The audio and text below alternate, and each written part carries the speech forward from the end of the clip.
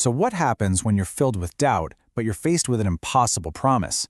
We're going to dive right into that today with Genesis 15. And look, this isn't just some dusty old story. It's a really deep look at fear, at faith, and what it takes to make a promise that is, by its very design, completely unbreakable. I mean, really think about it for a second. What's the most solid, binding promise you can possibly imagine? You know, maybe you're thinking of a legal contract all signed and notarized. Or maybe it's a deeply personal vow you made to someone you love. We have all these ways, right? We're always trying to make our words feel solid and dependable.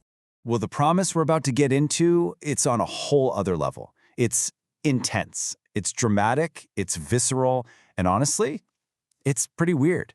And it all revolves around this guy named Abram, who is just wrestling with some very real, down-to-earth fears. You got to see the two sides of this coin. On one hand, you have Abram's reality. I mean, he's old, he's got no kids, he's basically a nomad, and he's scared of his enemies. Then, on the other hand, you have these gigantic, almost abstract promises from God. I'll protect you, you'll have an heir, you'll own this land. The gap between his reality and that promise, it just seems impossibly wide. And Abram, he does not hold back. He is brutally honest with God. God says, hey, I am your very great reward. And Abram's response is basically, what good is a reward if I have no one to leave it to? My servant's going to get everything. It's just this moment of raw, vulnerable doubt coming right out. So, how does God respond to that kind of raw, honest complaint? Well, not with a lecture. Not with some big theological argument. Instead, he completely changes the frame of reference. He gives him something to see. He literally takes Abram outside and gives him this picture that just shatters his tiny perspective. See, Abram is just fixated on the zero right in front of him. No son. And God points him to a number so huge it's actually uncountable. He's trying to shift Abram's focus from his immediate, impossible problem to a future of divine possibility. And right here, this is a huge turning point in the story. The text says Abram believed. He's looking at the evidence of his own life on one side and the sheer scale of God's promise on the other, and he makes a choice. He chooses to trust God's word. And that act of faith, of trusting the promise over the problem, is what's counted to him as righteousness. But here's the thing that's so relatable about this.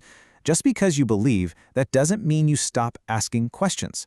Abram has trusted God about having an heir, but then he brings up the land. He asks, how can I know I'm going to possess it? And this isn't him falling back into disbelief. No, it's a very human thing. He wants some assurance. He's asking for a sign. And God's answer is to kick off this really formal and, to our modern ears, very strange and bloody ceremony. As you can see, Abram is told to get these specific animals, cut them in half, and then arrange the pieces to make this pathway. Now, this wasn't just some random, bizarre ritual. This was the setup for the most serious kind of oath you could make in the ancient world. The meaning behind this gruesome ritual was crystal clear to everyone back then.